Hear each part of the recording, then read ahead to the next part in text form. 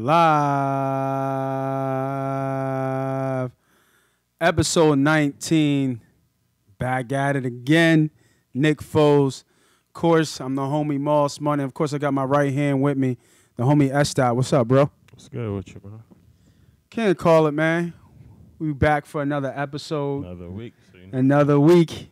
I told y'all shouldn't have let us in, man. Shouldn't have let us into the dance, let us into the tournament. Big Dick Nick does it again. Pause. Thank you. Gets it done in the clutch. Doinky doink from. Thank you, Cody. Thank you, Hester, man. Yeah. You know, right. You're right. You're right. Cody, yeah, you're right. Absolutely. If Hester wouldn't have tipped that thing might have went in. But yeah. So we're back here again. We gotta win. Chicago's out of there, on to New Orleans, and we'll get to that in the show. But remember, you can follow us on Facebook, Instagram, Twitter, iTunes, SoundCloud. I'll get on Spotify, so I've had a couple people ask me about that as well. Whatever media outlet, follow us. I'm also doing my daily plays, $25. I've been hot on college. I've been hot on NBA basketball, and you already know I went 4-0 last week in my NFL plays. $25 on daily picks and $125 a week. Get at me at MoneyPot Podcast. But as always, we go to the culture. We look at the community, things that are going on. And right now, this Kelly shit is really hot. We had talked about it last week. We were going to get into it last week. I think I was like drunk or something, to be honest with you, because I had totally missed it or forgot about it. You know, always got to have that brown. Because at this point, man, it's just like. You know what? But I'm actually happy. Not happy, but I'm actually kind of glad we laid off it because now it's simmer, right? Everything's kind of like, you know, you've had everybody talk about it and have their own two-piece about it and stuff like that. Right. But I think what's really important, what is a great point that you made last week, and I'll let you speak on it, was that why are we just looking at R. Kelly? Right? R. Kelly is not the only person in this balloon. And go ahead and, you know, tell the folks about what you said to me last week or who else or somebody else we should be looking at. I mean, listen, keep it a bean. I'm going to keep it a bean.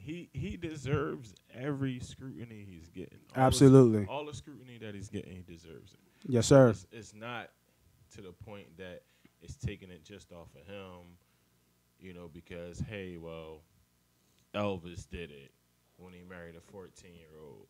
Honestly, if you look at Puffy, his first son, mom was like 15, right? And they pretty much kept that under the wrap. Mm-hmm. Tell them. I mean, it's a few. Hugh Hefner, man. Go ahead. There it is. Hugh Hefner. Put Hugh out there. And I read something that there was like back in 1970s, in the 70s, he put a new photo of a girl that was like 10 out. Naked. Yeah.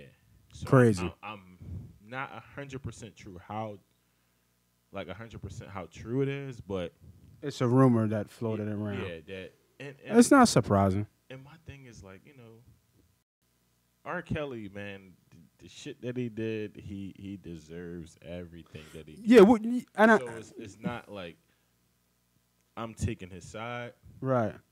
Of course not. Yeah, of course not. But I also feel like at the same time we put these celebrities on a different pedestal and forget that they are, you know, human beings as well. Right. You know, it comes out that quote unquote him and his brother was molested as kids. Okay, I didn't hear that. Yeah, it was from their older sister. Well, I did hear that he really was like infatuated with his mom.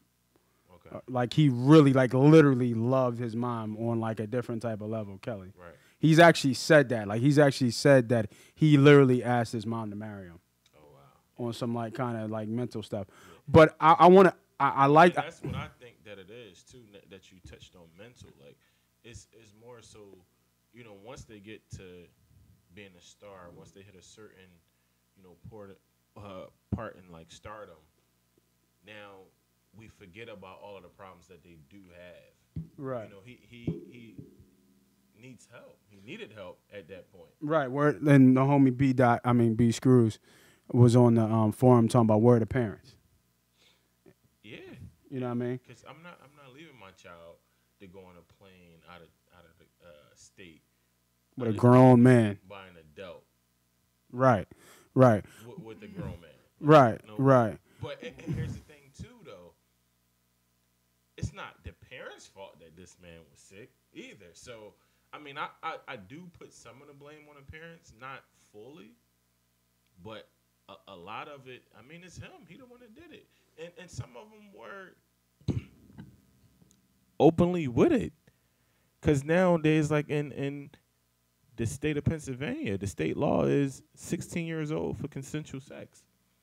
So if I'm 35 and but that's now, though. That's not back when he was. Bro, it was in different states. It's been like that. Right. It's been like that. 15, 16. States have been like that for years.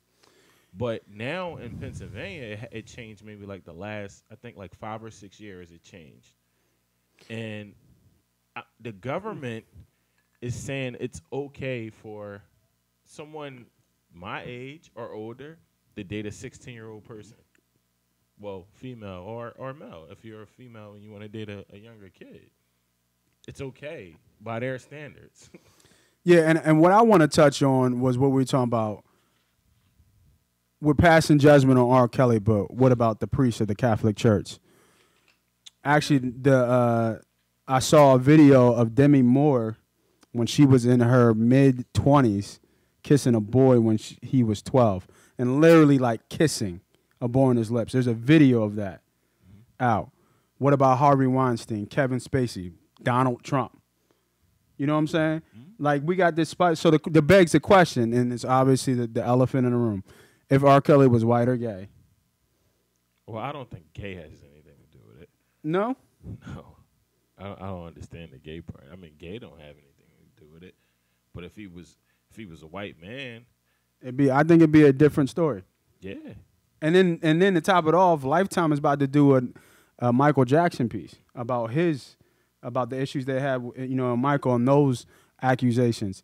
But my question, and then this brings us back to me. They had OJ, R. Kelly, Michael Jackson is on the works. Like, what's up with all the spotlight of trying to depict black men? I mean, with like rapists, if they kid doing molesters, it, they deserve to be exposed to me. I don't care if you black, white, Chinese, whatever you are. Right. If this is what you're doing, you should be exposed. So why aren't we? So where's the exposure? Like, it's been hundreds of years of documents of priests. Yeah. Now here's my thing, and I hear people say this. Oh well, we should mute R. Kelly. We shouldn't play R. Kelly music. Let's ban his music from the radios. Well, why y'all still going to Catholic church and confiding in a priest? Facts. Y'all go into the pulpit or the booth, whatever you want to call it, confession stand. Did you say the pulpit? Yeah, that's like up at the top. I'm sorry. Okay. But you go into and you confess to someone that's molesting kids. Now, I'm not saying all of them do it, but a whole lot. That's a whole lot, bro. Yeah. It's a whole lot. Like, it's bad. Like it's a culture within a culture. It's bad. It's bad. It's so crazy. I mean, I'm supposed to tell you my sins. And you're a bona fide sinner. Yeah. Straight to hell type shit. Yeah, they're humans. But you're a pedophile. You're preying on younger kids. Crazy. But I'm supposed to tell you what I can do. And now you're telling me to go say 15 Hail Marys, and I'm going to tell God to forgive you because you're one of the closest people to God. Crazy. So the literally the point of the conversation is that if we're going to put a microscope or we're going to look at R. Kelly, if he's the example, so be it. If he did the deed, so be it. But at the same time, you got to open and see the bigger picture of that because he ain't the only one. Best believe that. But another story that I found was, I don't know if you remember the name, Satoya Brown, was a story about how she was in a sex cult, or, she was in the black market getting passed around She was getting sold for sex, getting sold for sex. Sex trafficking. Yeah, sex there, there's sex trafficking. And she escaped and killed her captive and got first-degree murder at 16 years old. And they just exonerated her, I believe, after 15 years. Crazy. Yeah. Crazy story. So that's a blessing as people like, a lot of our activists or black leaders are still working to do prison reform. That is a great story that I read as well. And another thing I always talk about. My bad. Go ahead. No, go ahead. There was a story recently, and this is way closer to home. It happened in Philly. Right. There was a young lady that was 15 years old. She threw her newborn in a dumpster. Crazy. This was about a week or two ago. Mm-hmm. And she was arrested. They went to her house, arrested her and her mom because she had the baby at home. Okay. But come to find out, her mom's boyfriend was raping her and got her pregnant. That's why she threw the baby in the trash. And they're still charging her. Now, I mean, I don't know. I don't think she should be charged, honestly. No, you can't throw a baby in a dumpster, bro. Yeah, you can't. But how messed up mentally are you at 15? No, I completely agree. And she was probably scared, didn't know what to do. I think her mom helped her, though. Now, the mom should be charged to me. Absolutely. Like, but I don't think the kid should be charged at all because she's... No, it's still a person, bro. I mean, it is. You know what I mean? But nah. At the same time, like... What is she being charged with? I have to look it up. Right. I don't know what the charges are, but it said teen charge, 15 years old for throwing the baby in a dumpster. Yeah, I mean, I don't know why you wouldn't just, do like they do in the movie, drop it off at church or, but put it down. Though. Yeah, like, but that's what I'm saying. She was probably scared.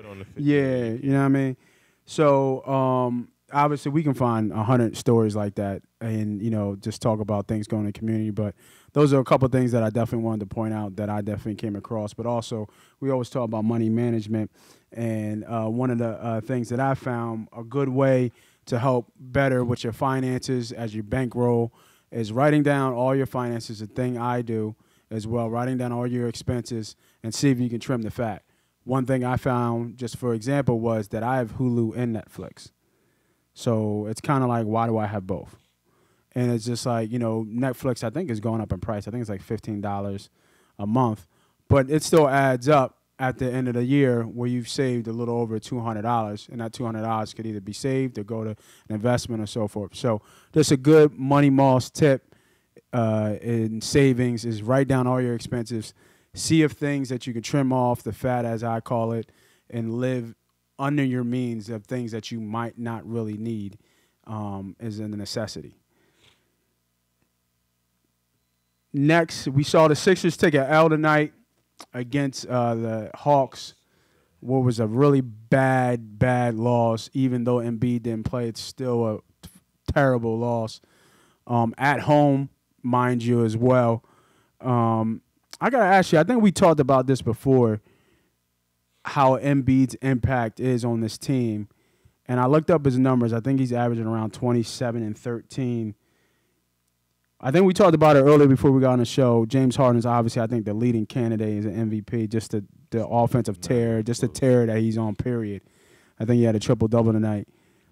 But is Embiid in the top 3 in that MVP voting, you think? Probably not. Because, I mean, his stats, as in terms of numbers, don't say it, but I think his impact on the team. Because we've seen he's had, in big games. Top 3 now.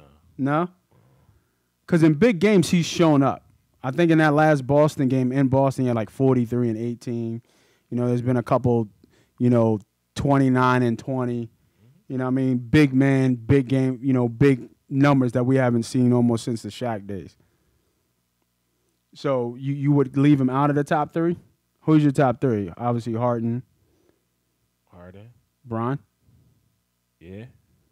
And who's your third, you think? Mean, I still put Westbrook over top of Embiid Embiid. now, just because even though Paul's been cooking now. Paul been cooking, but Westbrook, he just impacts the game right on every level on the stat sheet. I agree. I But agree. I mean, Embiid, He's climbing. He's climbing, bro. They're a different team without him on the floor. Completely different. yeah. You know what I mean? Like he's the. It's I funny. think what his Is he who's better, him or Cousins? I said Cousins. Cousins. Okay, cool. All right, that wasn't even. I wasn't even. I wasn't even a thought. Now it's not. I think it's a lot closer than what it was before.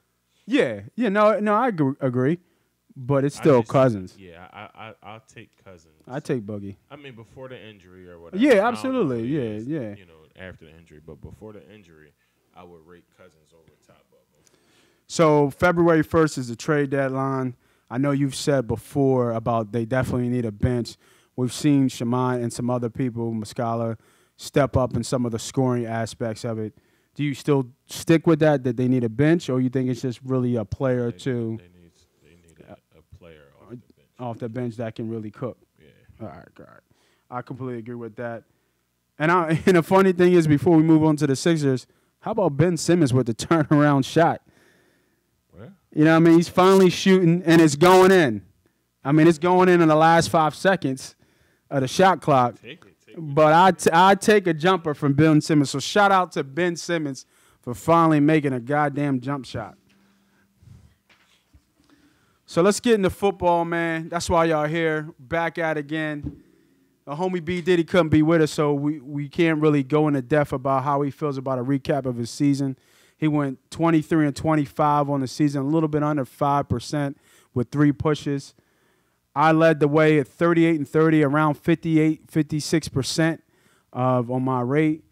And I was up a little over 60 in mid-season, and I think I tailed off. But you had a crazy run at the end. I think you went on a streak when you was like 7-1 or 8-1 over a couple 2 to 3 weeks. You finished 28-25, 53%. And just to let y'all know, professional gamblers, people who professionally say they do this, are clipping at 53, 54%. So when you come here and get free locks, you're getting as close to professional picks and gambling spots as you would if you would pay for it.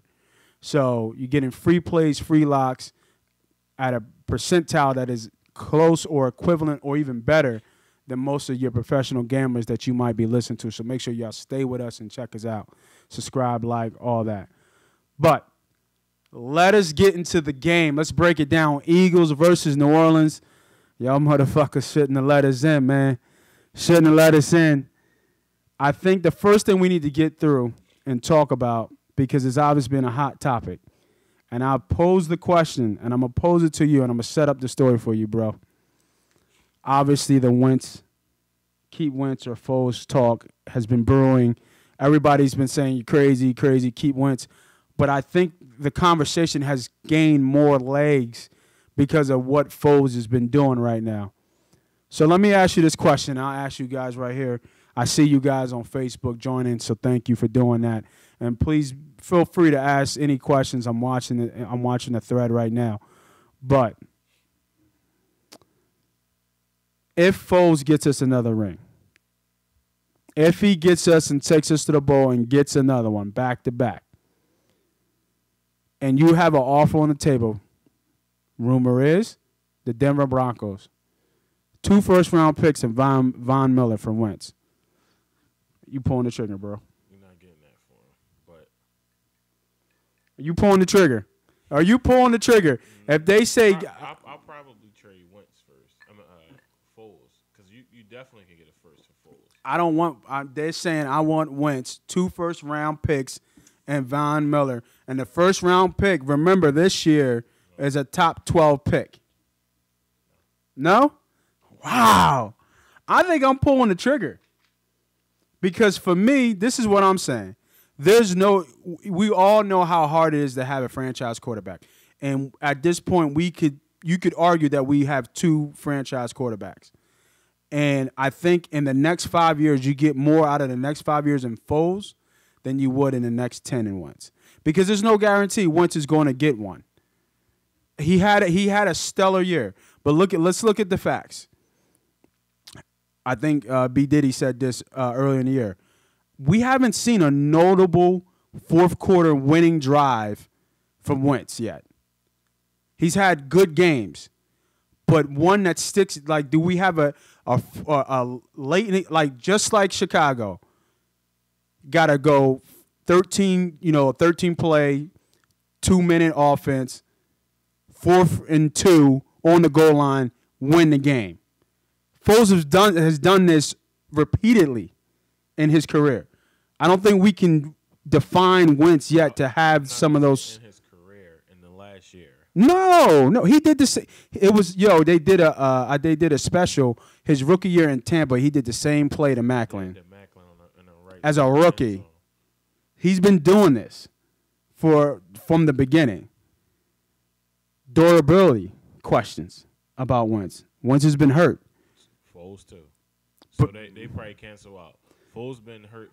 But not like out for the year multiple times. Yeah, he broke his collarbone. This is the second year that Wentz has been out for the year. He broke his collarbone. He was out for the year. Shit. That's when Wentz broke his back. That's when Michael Vick took over. Like, Foles been hurt. No, I'm not saying Foles is hurt. Hasn't been hurt, but so I think they cancel each other out. Okay. Well, we can argue to disagree, but not disagree. But how can you disagree? Look at Foles' injury record. Yo, he tore his LCL, his ACL, and now he just broke his goddamn back. Foles don't got major injuries like that. He did have a collarbone is major.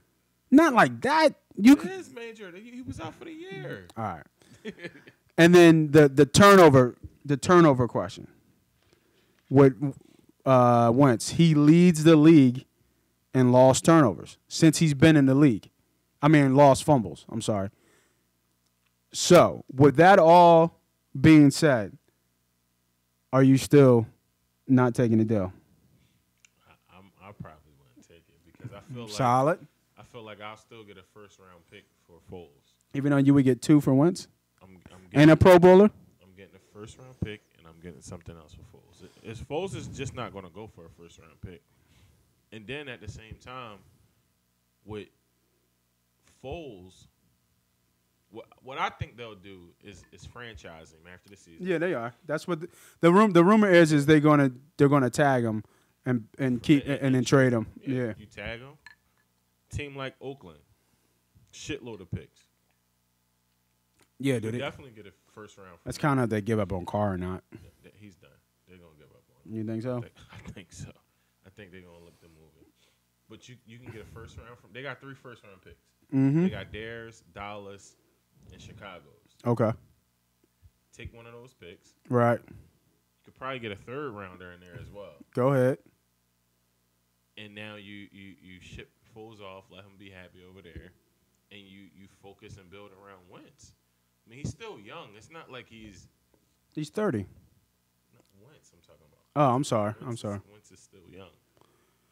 I fuck with what you're saying, Steve-O, but Wentz, bye-bye. There's a statue in Philly of Nick goddamn Foles. I'm sticking with the guy who got us a ring. I don't care what anybody say. If he give me another one, I'm sticking with that man. Yeah. Yes, sir. Yes, sir. So, as we continue to transition from the quarterback position, let's look at the game. So, we already know Sean Payton came out on some bounty shit, came in there and brought in the money that they're going to win in a bowl. It's some bounty shit, bro. Come on, bro. Like said, stop it. Bro, it's motivation. Motivation? Yeah. He's not paying them extra. He's showing you this is what you getting paid. Some bounty shit, bro. That's some bounty shit. I'm sure it's going to motivate them. It's some brownie. You put it in front of their face and you say, look, here, 20,000 in a case. 225,000. I thought it was 20. No, 200. They get 20 each, right? I thought it was 225,000 they wrote out. Extra 20 what the hell is $20,000 to them boys? You think they're gonna get hype on 20 grand? Yeah, some of them will. You fucking right. It was. Extra. I'm pretty sure it was 225,000. It might have been. But guess what? This is all in front of your face. And look, this is what we playing for. Either you play, you get this, or you go home and just take this bread. Because you're going to get your check regardless, but This is in front of us. This is what we playing for. I'm okay with that. I wouldn't say it's a bounty. I label it as a bounty. Yeah, that's because what he came from it. Of course, yeah, Bounty, yeah, absolutely, absolutely, absolutely. I think if you find a way to get to your players, you got to do whatever you got to do. I feel you. Do you see this as a revenge game for us? I hope it's not. I don't like the revenge game word. Right. I don't like the whole, all right, we got to get back. Because now, with that, I feel like a lot of the players would be trying to overcompensate. Mm-hmm. Go out there, play the game like y'all been playing the last couple of weeks. Play collectively as a team. Right. Don't try to do too much. Okay. Play within your limitations. Play within the scheme of the defense, the flow of the offense, all the different formations. Just play your game. Like if we can beat them, is what you instill into your players. Look. Right. We can beat these guys. Okay. Like, I don't want you to feel like you're doing too much. If you can get the first down, couple extra yards, but take care of the ball. Hold on to the ball. Right. To fight for extra yards when you got 3 people on you and now somebody ripping the ball out. That's when it goes to doing too much. Right. Don't try to, Avante Maddox, great plays. Should have had 2 picks. Yeah. But now you got burnt for being over aggressive twice. Oh, they saw that. Double moves. Right. Big situations. Now you got burnt because now you thinking, that's how Asante Samuel used to be. Mm-hmm. Gambled a lot, but let's not gamble. His shit paid off though. At times, yeah, but at times he got fucking burnt too. True. But I mean, he's a Hall of Famer. I was about to say, yeah, right. But stick to your fundamentals. Stop looking in the backfield. Mm-hmm. Don't look at in the backfield. Look at your, stay with your player. So now I don't want y'all to be like, all right, we gotta go out here for revenge. But yeah, have a chip on your shoulder, absolutely. Be mad and take offense to getting beat the way you got beat the first time. Right. But ain't no revenge, bro. It's a new game. This is another game. We gonna go out one and done. Yeah. So I think you went through a lot of keys of the games that we were going to transition right into, and I think a lot of things that you said is things that I actually wrote down. And no, Brian, the Lombardi Trophy is not going to Dallas, and that $2.5 billion yacht. You know what I mean? It ain't happening. Nah, no dice. But I think you need a Super Bowl performance from the Eagles to win this game. They have to match Breeze, obviously, because I'm gonna listen to this. Since week 6, since their bye week, these are the scores at home: 45, 48, 31, 31. They're going to score points at home. They're going to put up at least probably 30 at home. So we have to match that. And like you said, we need to take care of the ball, but I think we also need to create turnovers, get fumbles, hopefully get a pick or two from Breeze. Get some the balls to bounce our way. But, we have to stay away from 3rd and long, I think, as well. But here's some interesting numbers. Since 2006, if Sean Payton and Drew Brees is starting quarterback, they're 5-0 at home in the playoffs. Foles is 4-1 in the playoffs, 4 games straight over 100 QBR. He has the 3rd highest passing accuracy percentage at 72.6, only behind Montana and Aikman, Hall of Famers. I think Sean put this as a bounty game. Looking at this game, bro, man, the fan in me says Birds. Money says New Orleans. I ain't even gonna hold you. You asked me to. I have I think a responsibility to be honest to people who watch us, who follow our plays and follow our bets. I like the Eagles +8. Absolutely. I am not 100% sure about the Eagles money line. Yeah, I agree. I totally agree. You know what I'm saying? I am not 100% sure. I can't hold you. New Orleans, they say, is the voodoo stadium. You go in there and some weird, freaky shits happen. It's just what it is. New Orleans is a tough place to win, especially in the playoffs. That crowd is going to be loud. It's going to be completely different than what we just faced in terms of defense. Their offense is a party stadium. They say it's like a party atmosphere. It is, bro. It is. 4 hours long. I think it could go either way.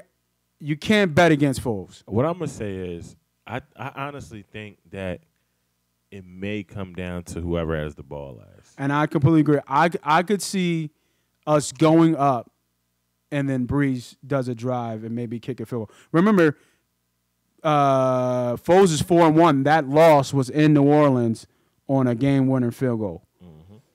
I see this game maybe 33-24, 33-30 type game. Could go either way for me, but the play is the Eagles +8. I think this game is a lot closer than obviously the first game, but it would not surprise me two things: if New Orleans wins by a touchdown or New Orleans blows us the fuck out.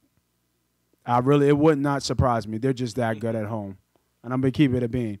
The play is the Eagles +8, or if you have the bread, money line New Orleans. But I'm playing the +8, and I'm building my parlay because I'm going with the same formula that I did last week.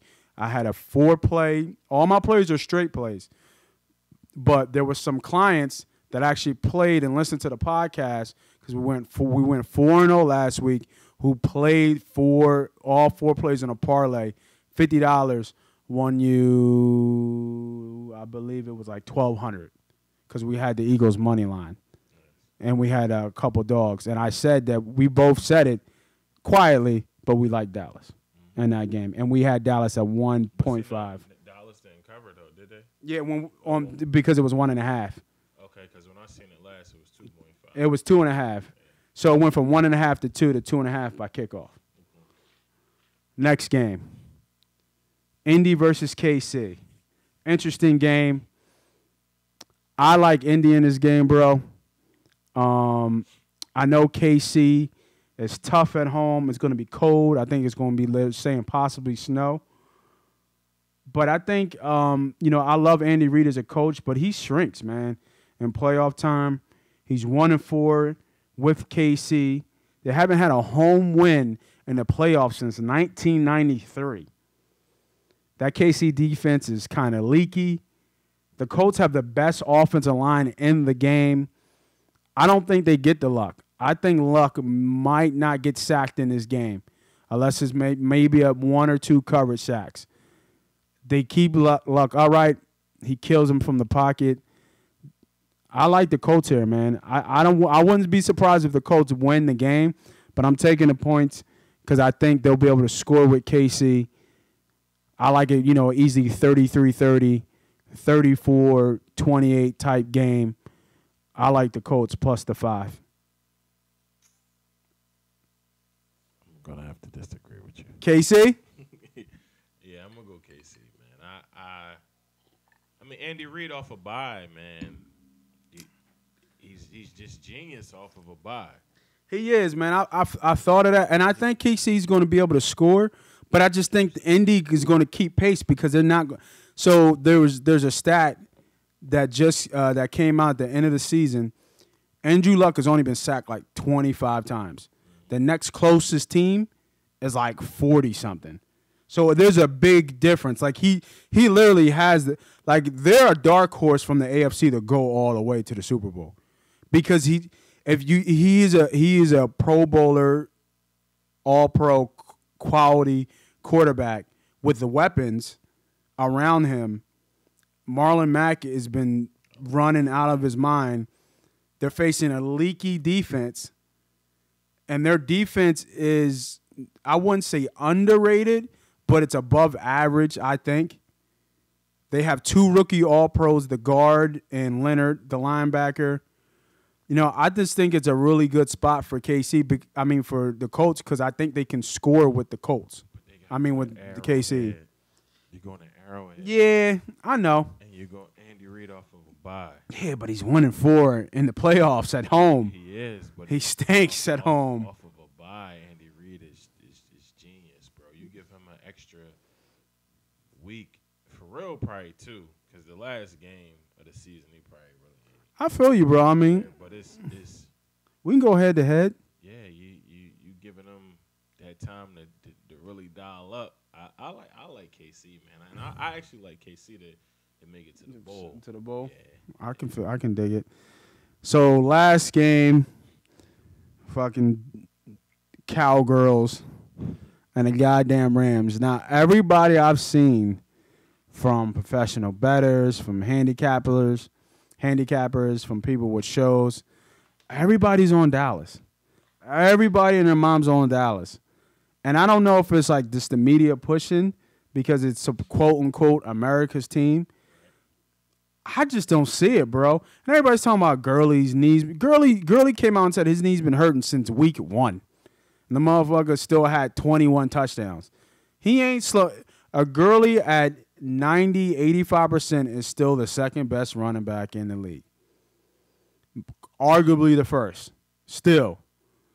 You know what I mean? But I got to give it to Zeke because he led the league in rushing. And he just really don't get hurt. He just keeps trucking along.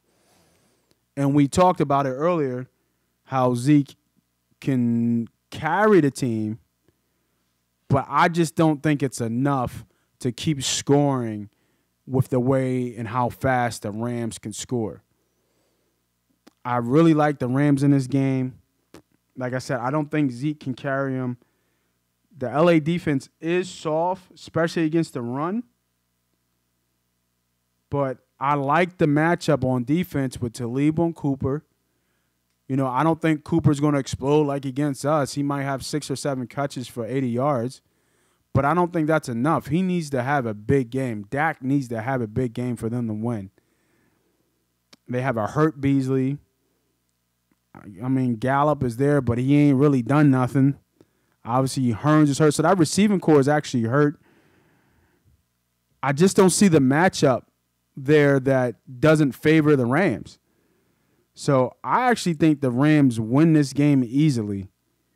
And I'm delaying the chalk, bro. I like the Rams -7. I'm riding with you on this one. Yeah. I'm riding with you on this one. My motherfucking man. Yeah. I like the matchups that the Rams. I do too, man. I think they do. I mean, that Dallas defense is sneaky good, though. I won't even say they're sneaky no more. Like they're good. They're good. They run to the ball. They fly around the field. Their linebackers are great. I can't deny that. I think they have the best linebacker core in the league. Who's better? Chicago. Chicago. I don't know, man. Chicago. Yes. I don't know. Chicago linebackers. Was it? What's the white boy name? Von whatever. Vander from Boise State. Yeah, he is a monster. No, he is. And we all laughed at that pick when they picked him first round. No, he was slated to go to us at one time. There was a mock that had him us having. Even with Kurt and them, they what the fuck did they just pick? Right. But we kind of laughed at that pick, but he's turned out to be. He's been the best pick. Yeah, definitely. And Jalen Smith was a good. He's coming right along behind him. But I'll take Chicago linebackers, Trevathan and Roquan Smith over them right now. Yeah, I think I might go with Dallas on that one. But I like the Rams in this game. Yeah, the Rams. I think it's going to be hard for Dallas to slow. Yeah, man. Down. Oh, I thought you meant the offense. I think it's going to be hard for them to stop the offense. The offense. I mean,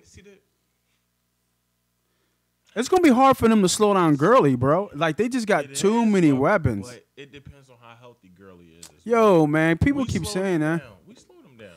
And this was before he, quote-unquote, was injured. Yeah, but that was a good spot for us. You know what I mean? I don't think the spot's good for. I think Dallas defense is better than ours, if you want to be honest. And they can get pressure. Their rushing defense is not better than ours. They can generate pressure with their front four without blitzing anybody. Yeah, we get more pressure up the middle, though. No, we do. But I'm saying they can still generate pressure on Jared Goff with their front four. With Lawrence and Irvin, those guys just rushing up. And then Irvin just had a drug thing, right? He missed the drug test. Yeah, so we'll see if he plays. That equals a fail. Right, absolutely. It equals a fail. He shouldn't be playing.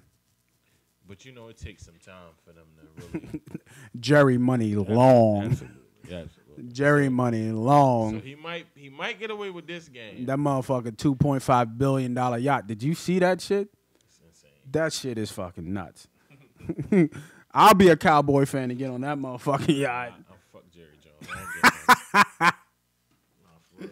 I ain't getting on that yacht. But I like the Rams. I think it's going to be tough for Dallas to match the points. Absolutely. I don't think they're going to be able to score. Dak has to show up. Dak has to have a big game, 300 yards, 2 or 3 touchdowns for them to win. And he ain't doing that. That doesn't happen to Dak, you know what I mean, on an everyday basis. Give me the Rams. So remember, we're building the play. We got the Colts, we got the Eagles, and we got the Rams. And I think this is the lock of the week, bro. San Diego and New England. Belichick at home against Anthony Lynn.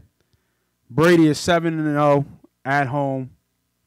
7-0 against Rivers. I like the Pats, man. I don't know how and not even that. San Diego. This is the third time San Diego's been on the road, coming from west to east. This is the third game they got to bring. They've gone 10,000 miles in the last 3 weeks, and they won. They're not winning in Boston. I'm just saying that don't matter. They coming from west to east. That shit gonna catch up. They've won. They've played better when they've done that in they games.